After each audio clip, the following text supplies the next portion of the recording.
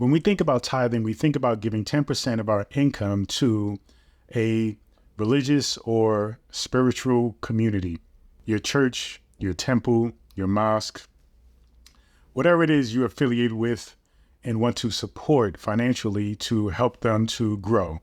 Oftentimes we hear tithing as a form of giving to God.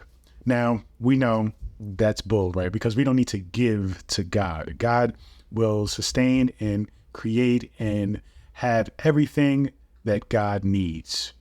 But when we come to understanding tithing metaphysically, understanding God metaphysically, then we need to address and shift how we view not only giving to God, but God itself, and also understanding what tithing means. So quickly, let's recap over what God is. My teachings is that God is consciousness. Though there is a higher intelligence, you are connected with that intelligence. You are not separate from that intelligence, but through your consciousness is how you experience life. You are an individualized expression of the grand consciousness, which can also be called God. That being said, your experiences are that from which you are having an experience as you in order to share that experience with grand consciousness, with all that is, which is ultimately God, right? But when we think about giving to God, what we're really talking about is giving experience to God, because God is everything. God is everything. God is all knowing, and God is all knowing because we are extensions and parts of God. So God is all knowing because the things that we experience as individuals are then fed back and given to God as experience. God consciousness, my understanding is it is wanting to experience. It is wanting to understand and live many lives, understand and know many things. And it does that through us. So now when we talk about tithing, when we talk about this giving to God, understand that each and every one of us, our consciousness has innate abilities, talents, passions, things that we love doing, things that we should actually be doing with our lives. And we can usually figure those things out by following our curiosity, trying things out, learning things, and then ultimately it leads us to our chosen life purpose, our personal life purpose, which is what we decide to do ultimately for the remainder of our lives. When we begin to go on this journey of understanding our life purpose, our individual personal purpose, we then need to learn how to focus our time and energy towards those things. Because in this world, in this society, it's really hard to just say, you know what, I just want to write.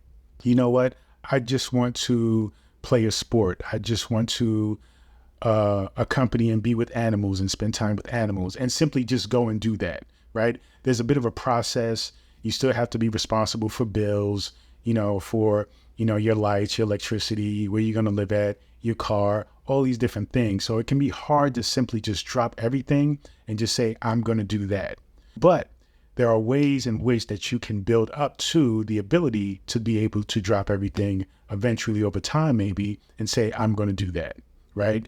And so when I think about tithing, I think about not giving 10% of your income to some kind of spiritual facility or building, right, or community, but giving 10% of your energy, your focus, maybe even your money toward the things that you are passionate about, toward the things that you want to live and create and you want to do for the rest of your life.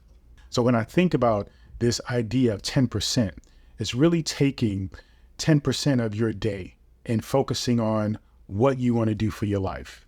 10% of your energy, 10% of your income, putting it towards your goals, your passions. You see, because your goals and your passions are connected, right? Directly connected with your consciousness, which is also connected directly with grand consciousness, which is God. So getting back to God wanting to have experiences, you are that experience. And when you are connected, or when you understand or have a passion, it is your consciousness, the God within you, that is wanting to experience that. The God within you is guiding you through this idea of pleasure, of joy, right? Through the understanding that it is doing this that brings you the most happiness.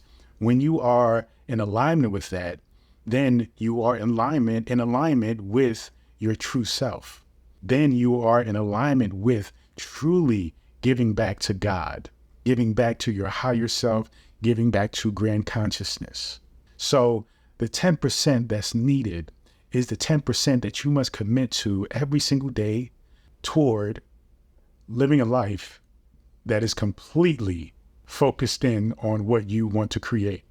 When we think about tithing in a traditional sense, the church often says, give 10%, then it's going to come back to you tenfold.